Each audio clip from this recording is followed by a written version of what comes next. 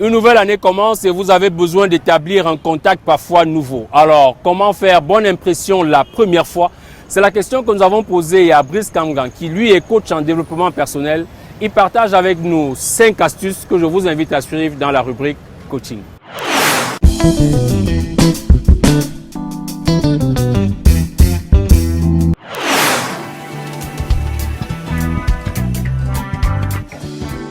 Bonsoir, bienvenue dans la rubrique coaching de votre émission carrière.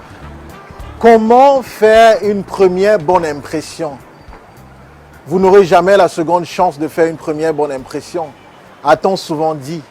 Eh bien, pourquoi cela est dit? Écoutez plutôt cette histoire.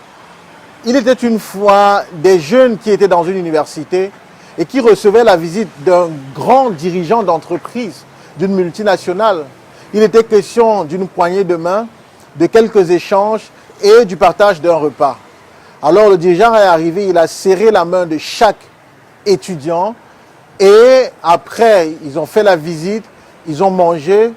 Avant de partir, il a demandé à voir un étudiant en particulier et lui a proposé un contrat afin que ce dernier puisse travailler dans son entreprise. Que s'était-il passé, chers téléspectateurs? Pourquoi cet étudiant spécifique-là avait-il attiré l'attention de ce dirigeant? Eh bien, c'est sans doute un effet halo positif. L'effet halo est la conséquence d'une première impression. Il peut être positif si la première impression est bonne, il peut être négatif si la première impression est mauvaise. Voyez-vous, il est important à chaque fois de faire une première bonne impression. Pourquoi? Parce que lorsque quelqu'un a une bonne impression de vous, il lui est difficile de voir les choses autrement vous concernant. À chaque fois où vous ferez quelque chose, parce qu'il vous aime, parce que vous lui avez fait une première bonne impression, il aura tendance à ne voir que du positif dans vos erreurs. Il verra de la créativité dans vos échecs, dans vos bourdes. Comment donc s'y prendre pour faire une première bonne impression?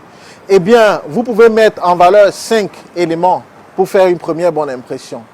Le premier élément, c'est la poignée de main. N'hésitez pas à serrer la main de façon ferme. La poignée de main doit être ferme, mais ne pas être trop forte.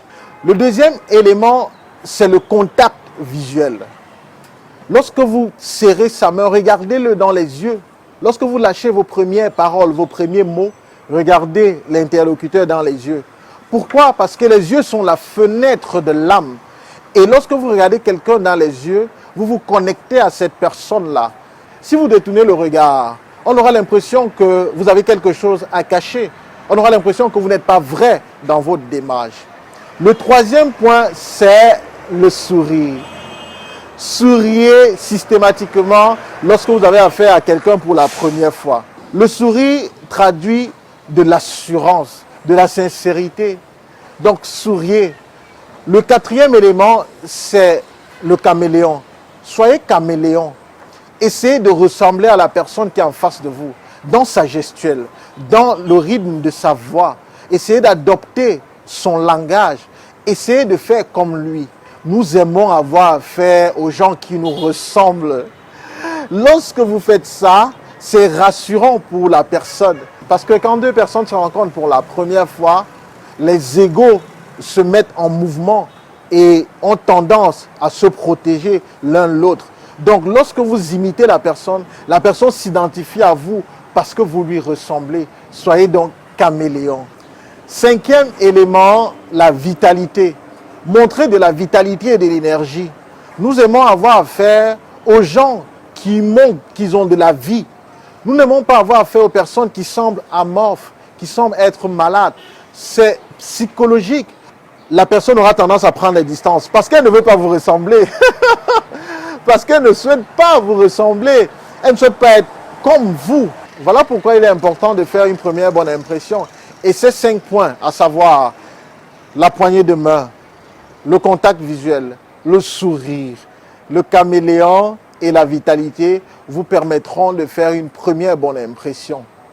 Je ne vous connais peut-être pas, c'est vrai, mais je sais une chose à propos de vous. C'est que vous êtes né pour être une source d'inspiration. C'était le coach Brice Kamgang. Be the inspiration.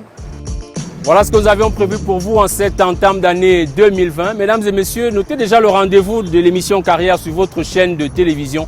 Ce sera dans un mois avec un parcours inspirant, un coaching qui va vous transformer, mais également une initiative qui va célébrer la jeunesse et l'entrepreneuriat. L'équipe de production se joint à moi pour vous dire merci de nous avoir regardés.